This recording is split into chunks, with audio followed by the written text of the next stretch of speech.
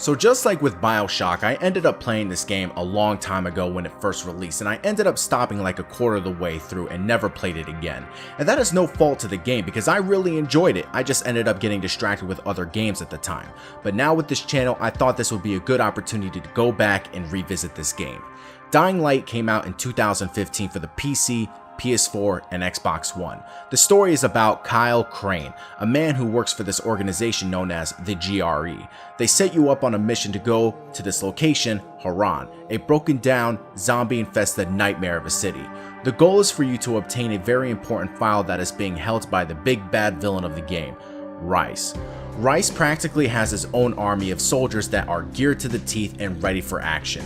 So when you enter Haran, you are attacked by zombies and rescued by one of the protagonists of the game, Jade. So the story is alright. It's nothing to write home about, but I do certainly like the voice acting for this game, especially the character you play as. The writing for some of the dialogue is really good because it makes you feel relatable with some of the things Crane says, and you'll be like, yeah, that is something that I would have said. And you can feel the emotion behind the acting as well, which I really like. Michael, get the fuck out of there and head back to Troy right now. Just leave the detonator. Michael! Michael! Shit. Rice is a very generic villain and there is nothing special about his character. Pretty much he is just bad to be bad. You don't really get a good idea as to what his incentive is or why he even does the things that he does. Overall, the story is pretty good though, and I am looking forward to what the sequel has in store. The gameplay. The gameplay is really fun and really annoying. My biggest problem with the gameplay is the combat, specifically the melee combat, which is a big portion of your combat because while you can use guns, the ammo is very scarce and you tend to go through it very fast. The melee just seems very incomplete for some reason. I do like some of the times where you hit a zombie in a certain place, it gives you like an X-ray vision of their body, which means it was a critical hit.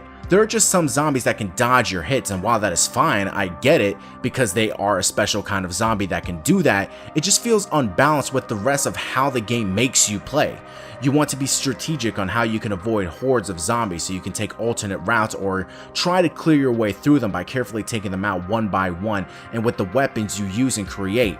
But then you have to change all that up when these specific zombies come after you in the middle of all that, and it can ruin the flow of the game. Because not only can they dodge your hits, but they are super fast and can chase you down and even run faster than you, which can trip you up and make you lose momentum, and then you get screwed that way. Which has sometimes brought my blood to a boil, because while I feel like I should be able to outrun these zombies by being a trained free runner, these zombies will screw all that up for you. But on a positive note, I love the free running in the game. It pretty much just feels like Mirror's Edge with zombies, and with all the terrain and routes you can take is very fun with the playground you have access to.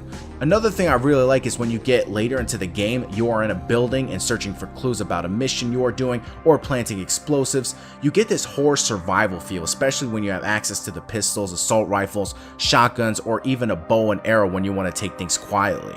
I really feel like this game should have focused more on the variation of the gun gameplay and free running.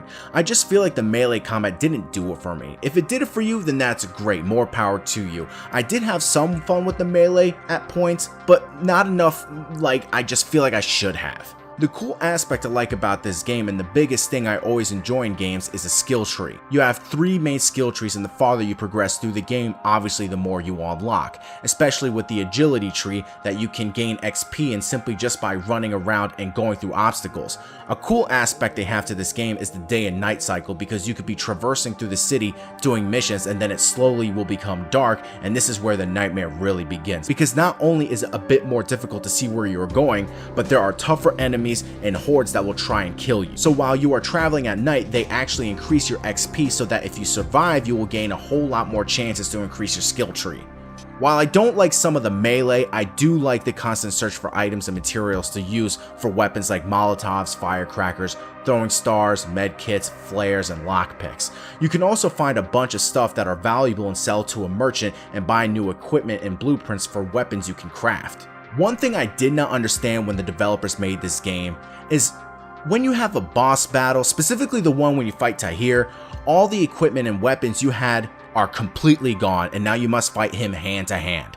Are you fucking kidding me? Like, I understand for certain boss battles that they can knock you out, take your shit, and then throw you into the fight, but I was literally in one position where they had no physical way that they could take my stuff, and I just end up fighting this boss with all of my shit taken away. Take away my weapons? Fine. But take away my heals? What the fuck? Why? What is the purpose of that? I can practically hear the developers thinking, hey, you know what really pissed this gamer off? That was such bullshit, man, and I just wanted to point that one thing out because just like him and all of his goons throughout the game, do not flinch when you attack them. I'm sorry, but if I shove a machete into the side of your body, you should not be able to eat those attacks and still hurt me.